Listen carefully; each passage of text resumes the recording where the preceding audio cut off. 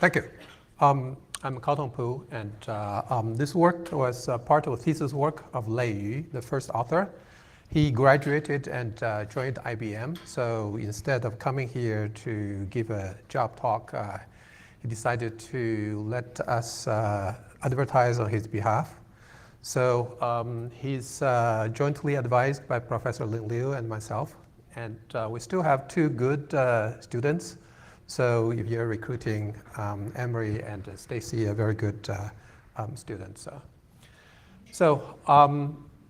The paper is about deep learning with differential privacy, and as you have seen from the previous speakers, this is a topic that has been a big challenge, and we have made some progress, so we do not certainly claim we have the final answer by far, but we do have interesting results in terms of privacy budget allocation and also privacy cost estimation, as well as calculation with the evaluation.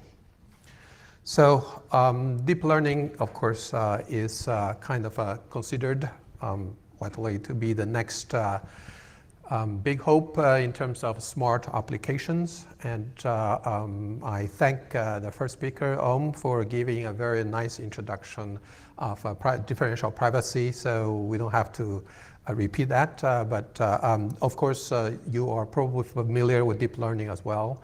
So you probably know that deep learning can achieve higher accuracy and performance compared to normal machine learning algorithms that have been presented earlier here.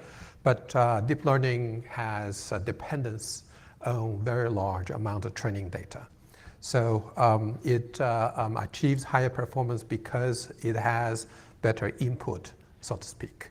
And it has also a better capture of the information in the input.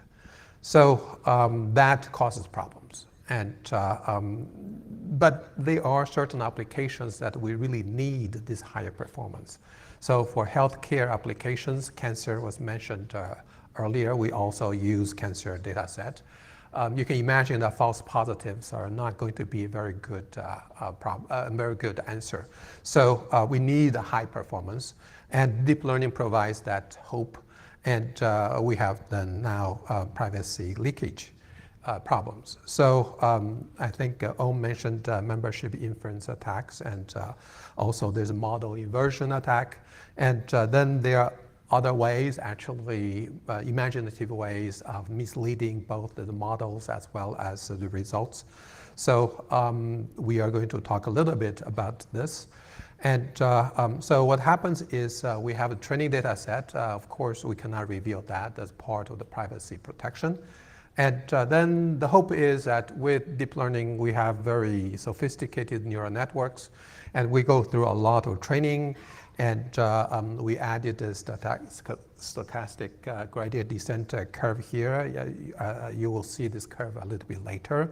But the idea is that through optimization, then we can minimize error, and then we have a model that we could potentially publish and hopefully not reveal the actual delicate parts, the privacy that we're trying to preserve.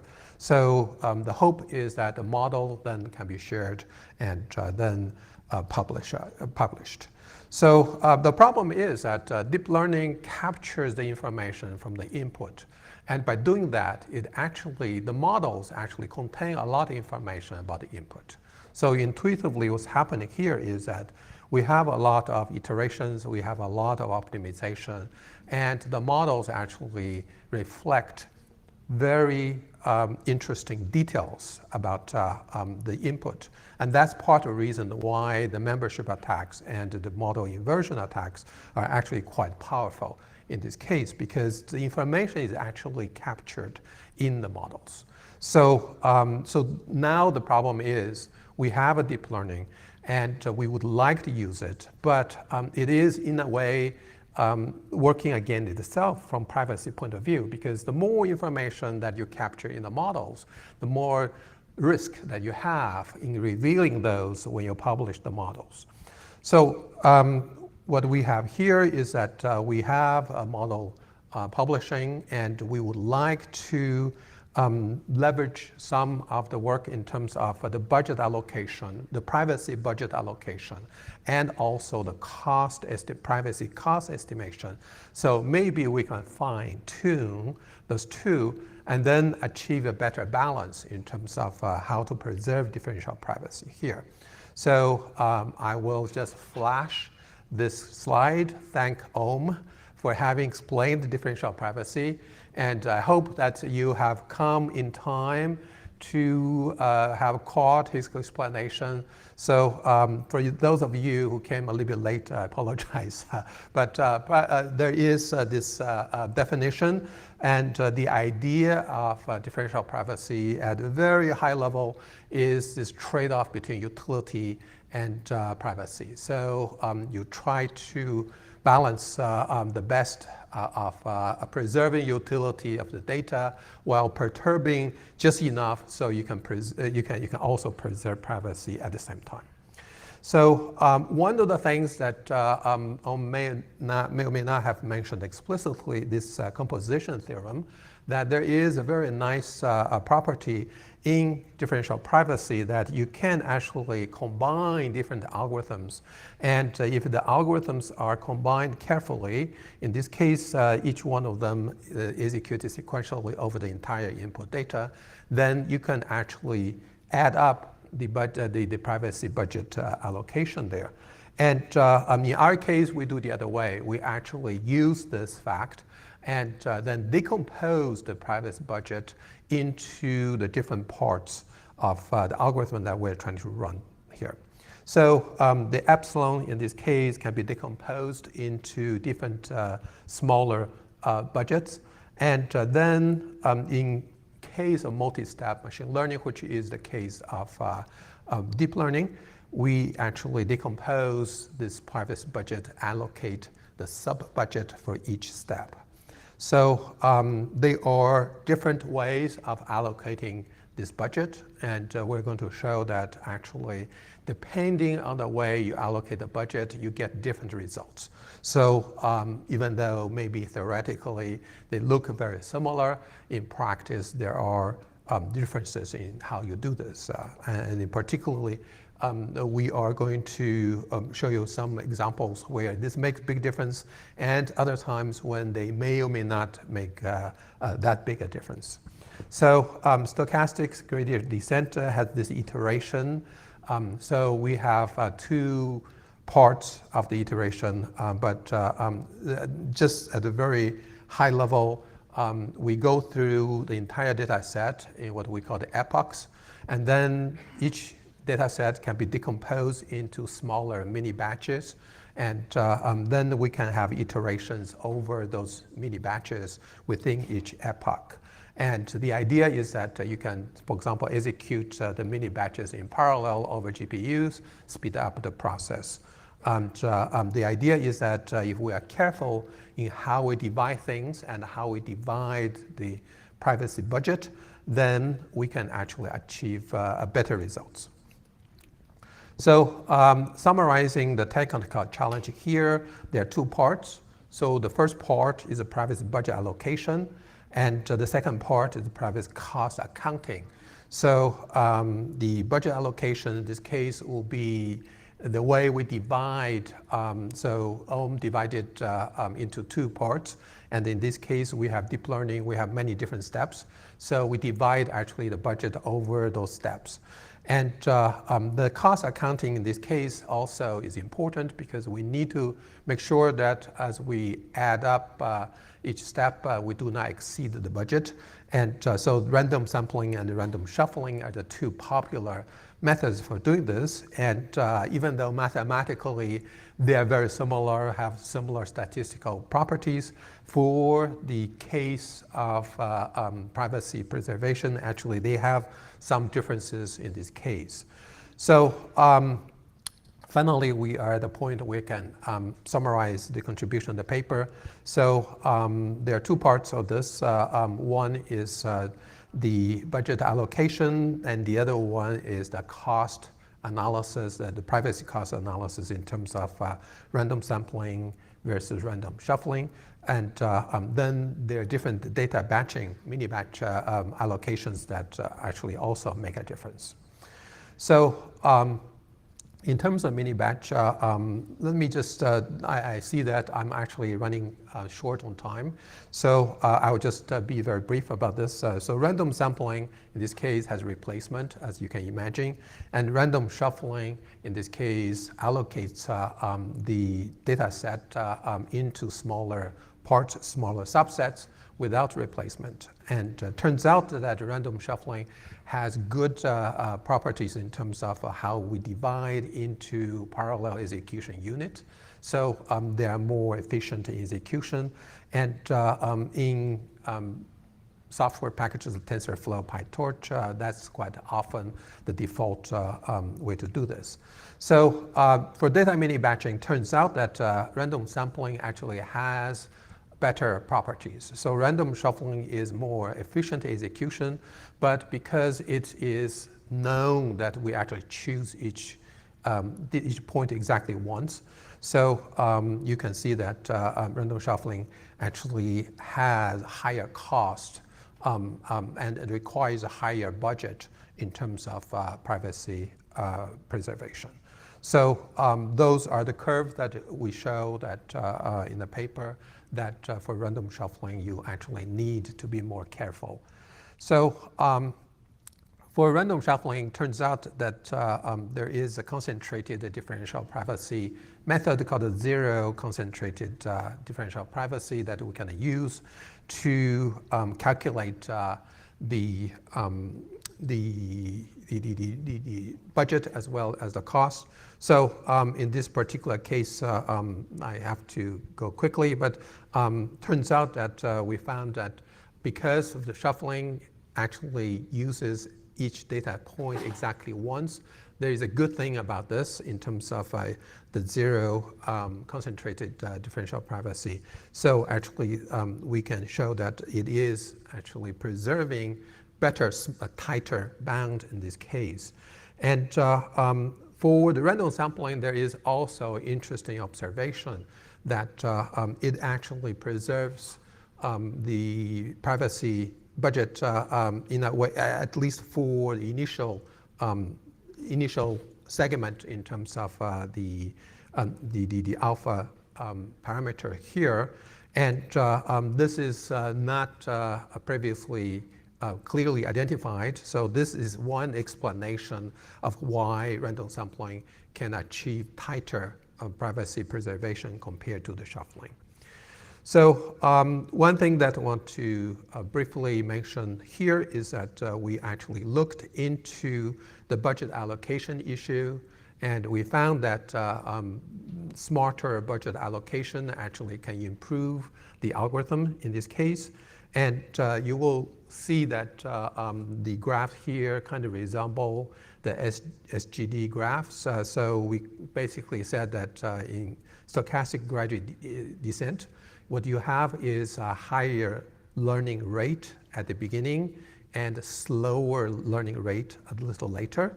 So what we do is to allocate more privacy budget at the beginning and lower, smaller privacy budget later on as the learning rate slows down. So we tried four different alternatives in this case, and in this particular case, we show that also that the validation data set can be the public part of the validation to save on the privacy budget. And so we have used this to evaluate the four different decaying functions in terms of how we reduce the privacy budget allocation over time. And this we show that actually they do better compared to the constant allocation. If you divide everything the same, then you will have a lower performance accuracy, for example, compared to all of the variable dynamic allocation algorithms there.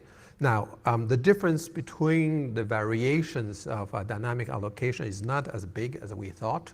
We thought that having different ways of allocating it would make a bigger difference, but the difference was less than we thought. So this is definitely a question in terms of allocating smartly the budget. The private budget is definitely a question that is, in our mind, more intricate question. It's not as easy as obvious as we thought originally. So in this particular case, we show that you have random shuffling having higher budget, and then the random sampling, as well as different ways of equivalent of to random sampling in terms of how to do the budget allocation, you can achieve better performance in this case. So the summary of the talk, and I apologize that I kind of run over some of the technical issues there. So we have done the private loss analysis in terms of both the budgeting and also the cost analysis. And in this case, we show that it's not as obvious as we thought, and it has several components of the problem, and some of the things have higher impact than we thought, and the other parameters have a lower impact than we thought. So the private budget allocation, in this case, we know that it makes a difference, and the variable, the dynamic allocation does improve the final result. And the source code is published on GitHub. And we have a revised version of the paper with improved language on archive. So if you want to look further, and we really welcome your comment and further discussions, please take a look at the archive version. Thank you.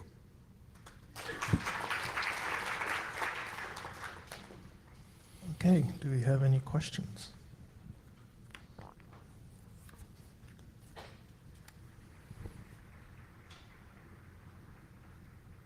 So I got one question. When you were presenting these comparisons with various schedules, you didn't show us what the non-differential private version was. So it's kind of hard to tell what the scale is. How much do you lose by being differential private at all in terms of accuracy? Oh, okay. That is a really good question, and Lei actually mentioned that could be, but that is one question that he had cautioned me to defer to him. Yes, of course, as our previous two speakers have shown, that it's important to compare the differential private versions with the non-differential private versions in terms of utility, for example.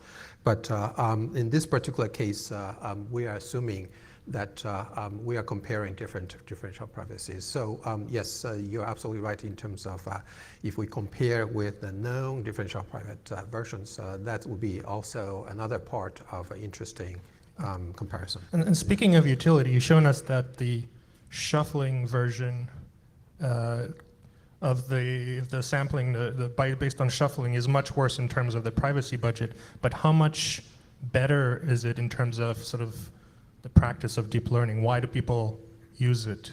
Is it as easy as let's switch to random sampling and forget about shuffling and we'll make the right decision, or is it more nuanced than that? Thank you for asking that question. That's actually a part that I skipped over. So what happens is if I may, it's already off. So I'm sorry. So the question was whether in practical terms there are differences between shuffling, and sampling is more expensive if you were to calculate it using the definition how it is supposed to be calculated. So turns out that shuffling has much easier way of calculating And part of the reason is because of the, for example, one explanation for that is the zero CDP way of calculating the budget. And for the random sampling, actually, there is no way, no proof, no theorem that shows a particular bound. So what we have actually in the archive version of the paper is an empirical bound, and we have an analytic expression to calculate it that is easy to calculate and efficient to calculate. But this is actually one example of a research challenge for us to look into in terms of how we actually can prove tighter bounds for the random sampling case. Okay, thank you. Any final questions?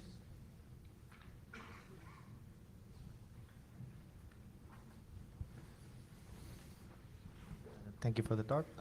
So you mentioned that moments accountant doesn't apply to reshuffling, and ZCDP currently doesn't apply to sampling. So is it fair to say that if you're doing sampling, you should go for moments accountant, and if you're doing reshuffling, you should go for? That is actually a technical question that I know answer.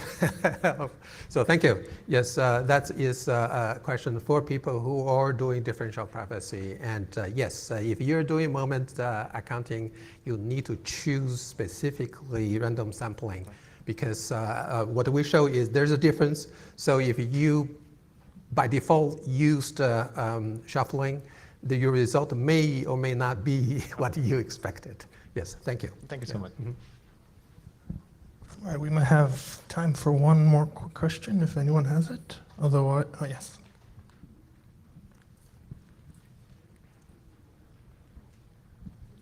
To compute the privacy budget changes over time, I know of a method called privacy buckets that was published about a year ago that estimates sort of the privacy loss for each probability by drawing the privacy loss distribution and composing them. Have you tried this, and you know how it how it performs compared to the moments accountant? Okay, I'm sorry, I only heard some of the words. I couldn't hear the entire sentence of, I would say, 1/3 of your question. Oh, sorry. So the privacy buckets method is sometimes used. It's a recent method to approximate privacy budget over time. And I was wondering how it was performing in relation to the moments accountant in the differentially private learning applications. You said buckets? Privacy buckets, yeah, that's the Privacy name buckets. of the... Okay, so you can see that I'm not familiar with this. So this is a question I would defer to Lei, and I would love to talk to you more about this and make sure that offline we have this question answered. Thank you. Okay, let's thank Carlton one more time. Thank you. Thank you.